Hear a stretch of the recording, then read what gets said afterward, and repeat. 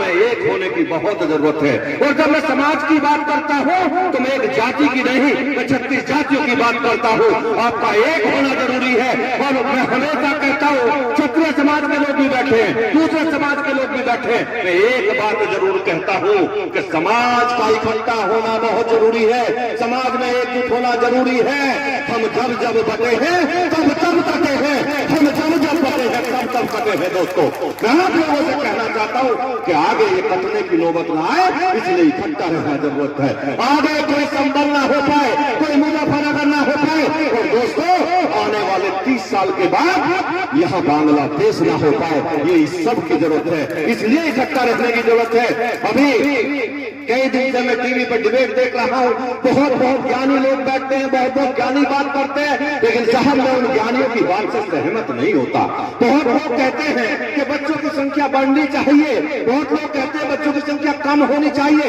एक अजीब टाइप की डिबेट चल रही है, टीवी पर चल रही है। लेकिन मैं पूछना एक बात चाहता हूँ, जो सत्यता है उसे क्यों नहीं कहना चाहते? अरे एक वर्ग की आबादी बढ़ रही है, हमारी घट रही है, सच्चाई ये है, मानना ये चाहिए। दोस्तों, जिस तरीके से एक वर्ग की आबादी बढ़ती जा रही है, इस देश में राम और रहीम का जो फर्क होता जा रहा है, उसे महसूस करने की जरूरत है। मैं आप लोगों से कहना चाहता हूं कि एक रहिए, मजबूत रहिए, और देश और समाज की जहां बात आ जाए, अगर गर्दन भी कट जाए तो पीछे मत हटिए। इस कहता हूं आप लोगों से, मैं आप लोगों के बीच में एक ही बात कहना चाहता हूं। क्या स्थिति है बांग्लादेश में? क्या हुआ संभल में?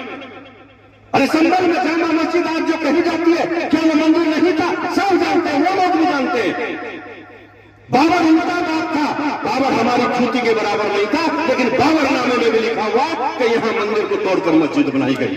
अरे तुम अपने बाप की बात तो मानो, हमारी मानो मत मानो, अपने बाप की बात तो मानो। तुम्हारा बाप लिख के गया है कि इसमें यहाँ मंदिर था, लेकिन उसे भी कोई मानने को तैयार नहीं है। दोस्तों, और आज कहते हैं कि हर मंदिर, मस्जिद के नीचे मंदिर क्यों ढूंढ रहे हैं? अरे हम ढूंढ नहीं रहे साहब, ये तो यही थे, आपने तोड़ के उन्हें खत्म किया। हम तो दोबारा से बनाने की बात कर रहे हैं, हम कोई नए नहीं ढूंढ रहे हैं।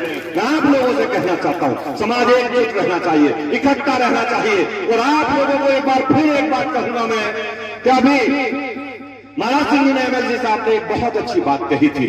उन्होंने शुरुआत की, मैं हो सकता था संभल या बांग्लादेश पर नहीं बोलना चाहता था, क्योंकि सामाजिक कार्यक्रम था, कोई राजनीतिक नहीं था, लेकिन जरूरत जरूरी थी, बहुत जरूरत थी। मैं आप लोगों से भी कहना चाहता हूं कि हमारे देश के यशस्वी प्रधानमंत्री नरेंद्र भाई मोदी जी, उत्तर प्रदेश के यशस्वी मुख्यमंत्री जी जिस तरीके से आज काम कर रहे हैं, सराहना करनी चाहिए। उनके कंधे से कंधा मिलाकर हमें खड़ा होना चाहिए, उनके कंधे से कंधा मिलाकर हमें साथ चलना चाहिए।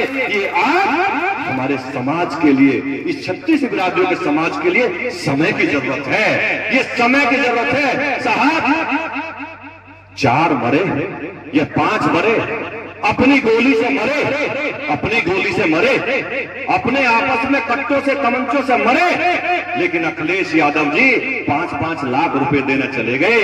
अगर किसी राम के घर में कुछ हो जाता तो आप 5 रुपए तो दूर, उसके घर एक पानी का गिलास देने नहीं जाते। आज ओवैसी जैसे लोग, 2-2 टके के लोग आज सारी दुनिया में चिल्ला रहे हैं कि संभल में क्या हुआ। अरे पूछ के देखिए संभल में उन पुलिस वालों से जिन्होंने लाठी डंडे खाए, जिन्होंने समाज की एकता के लिए, अखंडता के लिए अपना सब कुछ न्यौछावर कर हमारे बीच में दिन रात ड्यूटी करते हैं, लेकिन आज कोई उनके लिए बोलने वाला नहीं है, क्योंकि कहते हैं कि ये तो मुस्लिमों पर लाठी चला रहे हैं। अरे वो अपना बचाव भी ना करे क्या? वो समाज के लोगों का बचाव भी ना करे क्या? अगर वो अपना बचाव भी करते हैं, उन्हें कहते हैं अखिलेश यादव, राहुल गांधी कि वो गोली खाती रहे, वो पुलिस वाले गोली खाते रहे, और ये 2-2 टके के अनपढ़ गवार लोग उन पर गोली चलाते रहे। ये अब चलने वाला नहीं है साहब, चलने वाला नहीं।